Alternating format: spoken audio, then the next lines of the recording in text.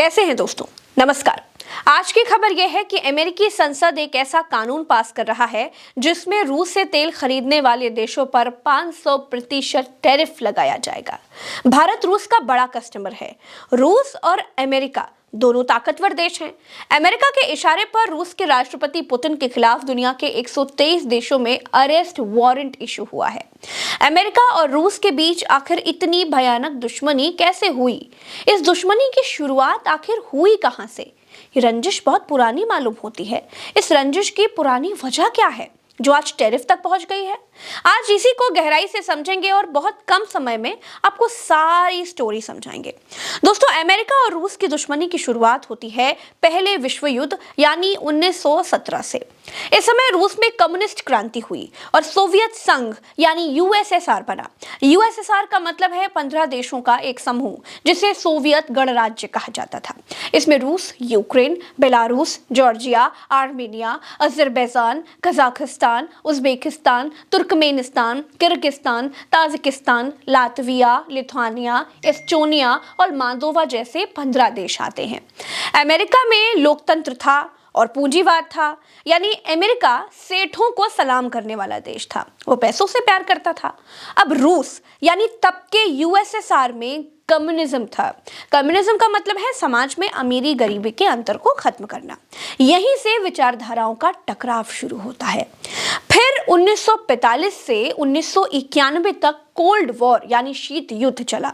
America और Soviet संघ सीधे युद्ध में नहीं भिड़े, लेकिन हथियारों की दौड़ में, परमाणु बम की दौड़ में, जासूसी में, तीसरे देशों के प्रॉक्सी युद्धों में दोनों एक दूसरे के खिलाफ खड़े हुए। अमेरिका और रूस दोनों की इच्छा दुनिया का दादा बनने की थी।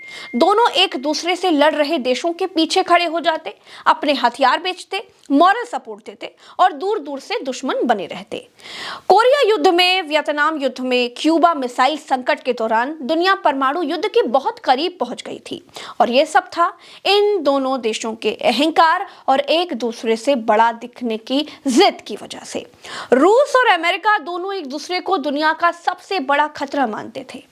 अब आता है दोस्तों 1991 का साल, जब सोवियत संघ टूट गया। 15 देशों का संगठन बिखर गया। रूस कमजोर हो गया। अमेरिका ने खुद को सुपर पावर घोषित कर लिया। कुछ समय तक सब ठीक चला, लेकिन जल्द ही नाटो यानी यूरोप के कई देश मिलकर एक ऐसी सेना बना रहे थे जिसके सदस्य देशों पर कोई भी अगर संकट आए तो सभी देशों की सेनाएं उस देश को बचाने के लिए पहुंच जाएं। नाटो धीरे धीरे अमेरिका रूस की सीमा से लगे देशों को नाटो का सदस्य बनाने लगा। रूस को लगा भाई ये सब मिलकर तो कभी भी कोई भी आरोप लगाकर रूस पर हमला बोल देंगे। रूस ने इसका कड़ा विरोध किया। फिर आया साल 2014, जब रूस ने क्रीमिया पर कब्जा कर लिया। अमेरिका बोला यह अंतर्राष्ट्रीय कानून का उल्लंघन है। पहला बड़ा आर्थिक प्रतिबंध यहीं से शुरू हुआ दोस्तों। इसके बाद अमेरिका के इशारे पर यूक्रेन नाटो देशों का सदस्य बनने के लिए मचलने लगा। यहीं से रूस और यूक्रेन की जंग शुरू हो गई। जैसे कि हमेशा होता है, अमेरिका यूक्रेन को हथियार बेचने लगा। अमेरिका को हथियारों का आप दुकानदार मानकर चलिए। जहां युद्ध शुरू होता है, अमेरिका अपने हथियारों का सैंपल लेकर के वहां पहुंच जाता है। लेकिन दोस्तों, इस बार अमेरिका सीधा रूस के खिलाफ हथियार बेच रहा था। इसकी शुरुआत हुई बाइडेन के समय में। सरकार बदली तो सत्ता में ट्रंप दूसरी बार लौटे। अब इस बार ट्रंप कोई राष्ट्रपति नहीं बल्कि दुकानदार की तरह दुनिया से व्यवहार कर रहे थे। यूक्रेन से भी गोला बारूद का हिसाब किताब मांग लिया।